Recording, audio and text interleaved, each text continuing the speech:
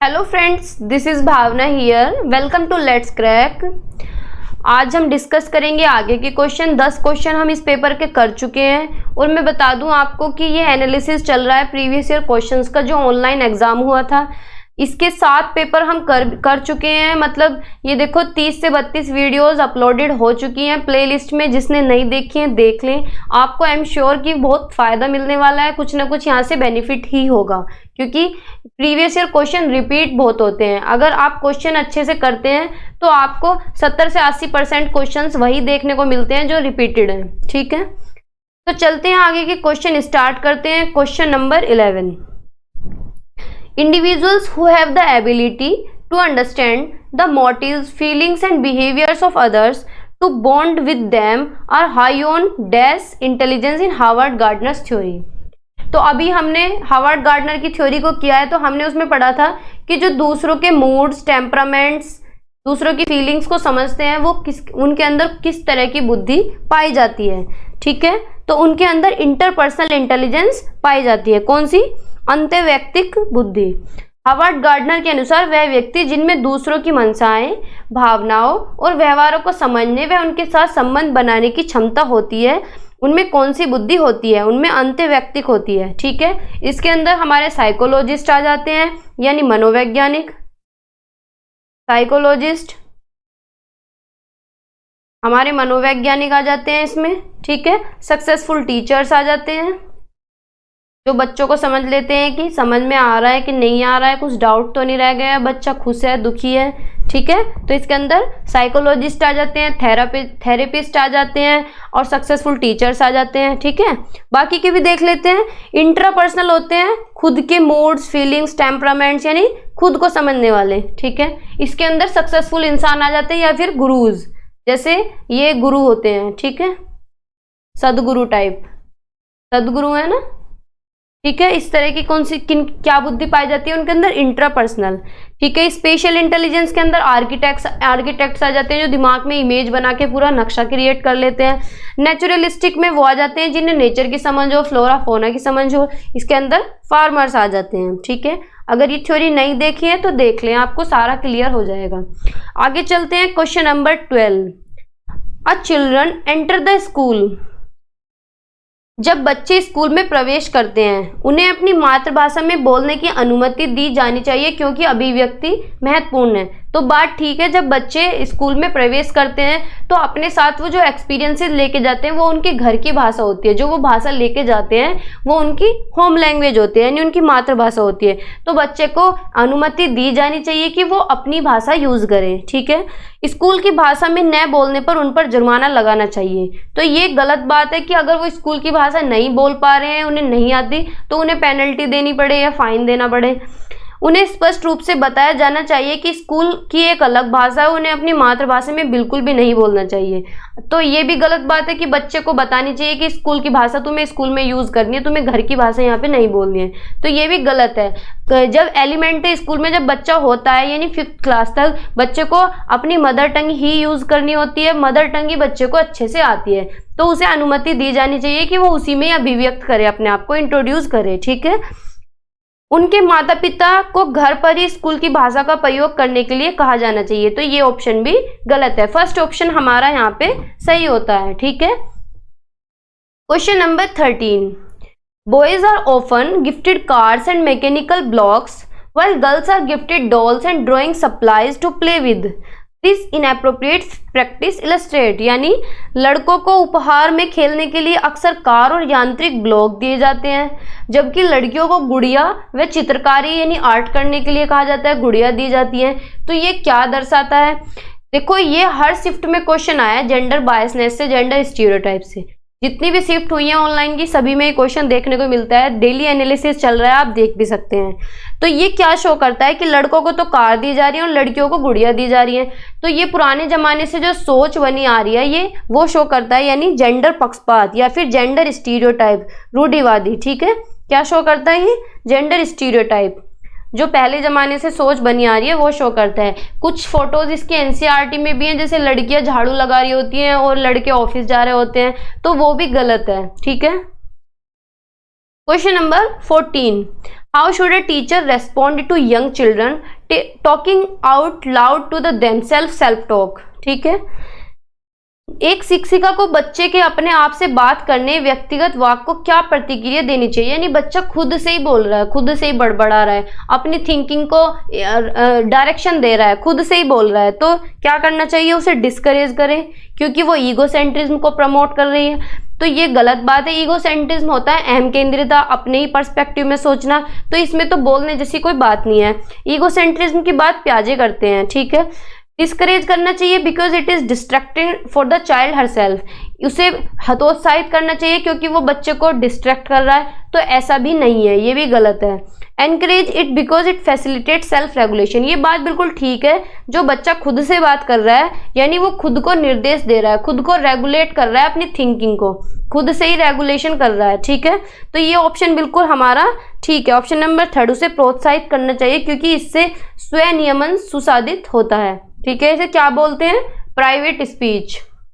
Private speech यानी बच्चा खुद से ही बोल रहा है, खुद से ही बातें कर रहा है। ठीक है, तो ऑप्शन नंबर 3 हमारा यहाँ ठीक है। प्राइवेट स्पीच की बात कौन करते हैं, Vygotsky. Which of the following statement about questioning in the class is not correct, बच्चे जो क्लास में क्वेश्चंस पुट आउट करते हैं उसके बारे में कौन सा एक कथन सही नहीं है।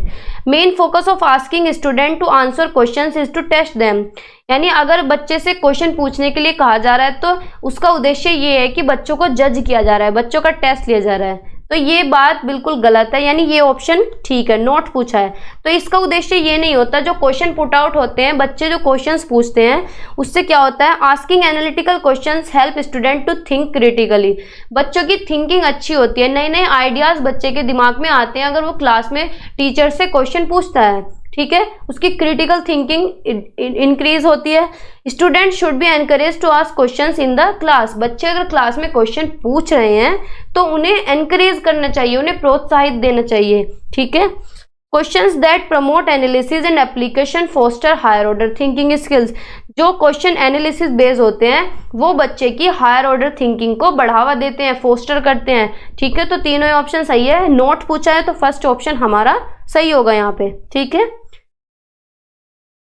आगे चलते हैं। Question number 16, inclusive education requires, inclusive education की क्या रिक्वायरमेंट है, कौन सा सहायक है इनमें से, विद्यार्थियों के बीच प्रतिस्पर्धा की भावना, inculcation of competition among student, inflexible curriculum and rigid school calendar, reasonable accommodation as per students need, strict teacher centric pedagogies. विद्यार्थियों के बीच प्रतिस्पर्धा की भावना, तो ये बात बिल्कुल गलत है, बच्चों के बीच में ऐसी भावना नहीं होनी चाहिए। लचीला पाठ्यक्रम और अन्य स्कूल कैलेंडर, विद्यार्थियों की आवश्यकता के अनुसार उचित आवास, ये बात बिल्कुल ठीक है कि समावेशी शिक्षा में बच्चों के अकॉर्डिंग करना है, हमें जिस बच्चे को जिस तरह की जरूरत है हमें उसकी जरूरत पूरी करनी है, यानी बच्चे को अगर देखने में सुनने में प्रॉब्लम है तो उसी चीज का हमें प्रावधान करना है। ठीक है, विद्यार्थियों की आवश्यकता के अनुसार उचित आवास करना है। ठीक है, सख्त शिक्षक केंद्रीय शिक्षा शास्त्र, सख्त होना चाहिए, तो ये तो बिल्कुल गलत बात है कि रिजिड नहीं होना चाहिए। ठीक है, ये भी गलत है, ऑप्शन नंबर 3 हमारा यहाँ सही है। Question number 17, which of the following learning disability impacts the ability of hand eye coordination, balance and manual dexterity, कौन सी डिसेबिलिटी के अंदर हैंड और आई का कोऑर्डिनेशन नहीं बन पाता है, बैलेंस नहीं बन पाता है, तो ये कौन सी डिसेबिलिटी के अंदर आता है, तो ये आता है डिस्प्रैक्सिया के अंदर। डिस्प्रैक्सिया में क्या होता है कि बॉडी का बैलेंस नहीं बन पाता है, हाथों का और आंखों का कोऑर्डिनेशन नहीं बन पाता है, यानी इसमें कोऑर्डिनेशन प्रॉब्लम होती है बच्चे को या किसी भी इंडिविजुअल को कोऑर्डिनेशन करने में प्रॉब्लम होती है। जैसे कि कोऑर्डिनेशन यानी ग्रॉस मोटर और फाइन मोटर स्किल्स आती हैं, जैसे बच्चा पेंसिल नहीं पकड़ पा रहा है, लिख नहीं पा रहा है, इस तरह लिख रहा है कुछ भी बड़ा बड़ा, तो वो कोऑर्डिनेट नहीं बना पाता है। ठीक है, डिसकैलकुलिया क्या होता है, कैलकुलेशन डिसऑर्डर, यानी बच्चे को मैथमेटिकल कैलकुलेशन करने में प्रॉब्लम होती है। डिसलेक्सिया होता है रीडिंग डिसऑर्डर। ठीक है, आगे चलते हैं। ऑप्शन नंबर 4 हमारा यहाँ सही था। ठीक है, डिस्प्रैक्सिया 4 हमारा सही है। ऑप्शन नंबर 3 भाषा वैकल्य, यानी बच्चे को भाषा में प्रॉब्लम होती है। पठन वैकल्य, पढ़ने में प्रॉब्लम होती है। गुणज वैकल्य यानी कैलकुलेशंस में प्रॉब्लम होती है। ठीक है, question number 18, for the successful inclusion of students with visual impairment a teacher should, बच्चे के सक्सेसफुल इंक्लूजन के लिए, यानी सफल समावेशन के लिए क्या करना चाहिए जिस बच्चे को देखने में प्रॉब्लम है। देख लो, सक्सेसफुल यानी इंक्लूसिव एजुकेशन से 3 से 4 क्वेश्चन तो अभी आ गए हैं, ठीक है। तो बहुत इंपॉर्टेंट टॉपिक है इंक्लूसिव एजुकेशन, 5 नंबर में आता है सीटेट में, ठीक है। इंक्लूसिव एजुकेशन मैंने कराया है, आप देख सकते हैं, ठीक है। विजुअल इंपेयरमेंट यानी जिस बच्चे को देखने में दिक्कत है, उसके सफल समावेशन के लिए टीचर को क्या करना चाहिए। Add verbal explanation to anything pictorial in surrounding, ये ऑप्शन बिल्कुल ठीक है कि इस तरह आसपास की चित्र रूपी सामग्री में मौखिक स्पष्टीकरण जोड़ें, कि बोल बोल के बताएं, तो ये बात ठीक है। इन विद्यार्थियों को हस्तलिखित नोट्स दें, जिन बच्चों को देखने में प्रॉब्लम है और उन्हें हाथ से लिखे हुए नोट्स दे रहे हैं, तो ये तो गलत बात है। विषय वस्तु को पढ़ने के लिए केवल ब्लैक बोर्ड का उपयोग करें, कि केवल ब्लैक बोर्ड ही यूज करना है, तो ये भी गलत है। अगर बच्चे को ज्यादा प्रॉब्लम है या बिल्कुल भी नहीं दिख रहा है, तो उसे ब्रेल का प्रावधान भी दे सकते हैं। उन्हें स्कूल के लिए एक अलग संकाय में दाखिला दें, कि उन्हें अलग कर दें, अलग सेक्शन बना दें, तो ये बात भी गलत है। बच्चे को इंफीरियर फील होगा, सेपरेशन हो जाएगा बच्चे में। तो ऑप्शन नंबर ए हमारा यहाँ ठीक है। आसपास की चित्र रूपी सामग्री में मौखिक स्पष्टीकरण जोड़ें, बोल बोल के बताएं उन्हें, ठीक है। Question number 19, for the successful inclusion of students from tribal communities a teacher should avoid, teacher को किससे बचना चाहिए। जो जनजातीय समुदाय के विद्यार्थी हैं उनके सफल समावेशन के लिए, ठीक है। Bringing up examples from there everyday lives and surroundings, ये बात ठीक है कि इस तरह के उदाहरण देने चाहिए जो उनकी रोज की जिंदगी से जुड़े हुए हैं, उनकी सराउंडिंग से जुड़े हुए हैं, तो ये ऑप्शन ठीक है। Giving importance and respect to their socio cultural context, कि जो उनका सामाजिक सांस्कृतिक संदर्भ है उसे सम्मान देना चाहिए, उसे महत्व देना चाहिए, तो ये भी ठीक है। हमसे अवॉइड पूछा है। Including folklores and songs prevalent to their culture in curriculum, इस तरह के फोकलोर्स और सॉन्ग्स प्रेजेंट करने चाहिए जो उनके पाठ्यक्रम से, उनकी संस्कृति से जुड़े हुए, इस तरह के पाठ्यक्रम में इन्वॉल्व करने चाहिए। Teaching concept totally irrelevant to their lives, कि इस तरह के कंसेप्ट उन्हें पढ़ाएं जो रेलिवेंट ही ना हो, जो मेलजोल ही ना खाते हो उनके कल्चर से, उनकी सोसाइटी से, तो ये ऑप्शन बिल्कुल सही है। यानी टीचर को ये अवॉइड करना चाहिए, इससे बचना चाहिए, ठीक है, कि बच्चे को कुछ समझ ही नहीं आएगा। उन संप्रत्यों को पढ़ाना जो उनके जीवन के लिए पूरी तरह अप्रासंगिक हो, ठीक है, तो ये ऑप्शन हमारा सही है, इससे टीचर को बचना चाहिए। बाकी तीनों ऑप्शन सही हैं। Question number 20, which of the following is a correctly matched pair of appropriate accommodation strategy of inclusion for student with the specified disability, कौन सा डिसऑर्डर सही मैच कर रहा है। ADHD, attention deficit hyper activity disorder. इसमें क्या होता है कि बच्चा ज्यादा देर तक कंसंट्रेशन नहीं बना पाता, ठीक है। क्या लिखा हुआ है, शो लॉन्ग ड्यूरेशन मूवीज, तो ADHD में जब कंसंट्रेशन नहीं बन रहा है और उसे लॉन्ग मूवीज दिखाएंगे, तो ये तो गलत ऑप्शन हुआ। Autism, stick to same schedule as much as possible, स्वालीनता, जितना हो सके एक ही समय सारणी दिनचर्या, ये बात बिल्कुल ठीक है। इसमें यही दिक्कत होती है बच्चे को। पठन वैकल्य, यानी जिसको पढ़ने में दिक्कत हो उसे जटिल गणना पर आधारित प्रश्न दें, तो ये भी गलत है, ये भी मैच नहीं हो रहा। जिसे गणना में प्रॉब्लम है उसे तो डिस्कैलकुलिया होता है। वाक बाध्यता, मूल्यांकन के केवल मौखिक रूप को स्वीकार करें, तो ये भी गलत है, ठीक है। स्पीच इंपेयरमेंट में बच्चे को बोलने में प्रॉब्लम हो रही है और बोलने का ही असेसमेंट दे रहे हैं, तो ये भी गलत है, ठीक है। तो ऑप्शन नंबर 2 हमारा यहाँ सही है, स्वलीनता। आज की वीडियो में इतना ही, मिलते हैं नेक्स्ट वीडियो में आगे के क्वेश्चंस के साथ। चैनल को सब्सक्राइब ना किया हो तो कर दें। Thank you.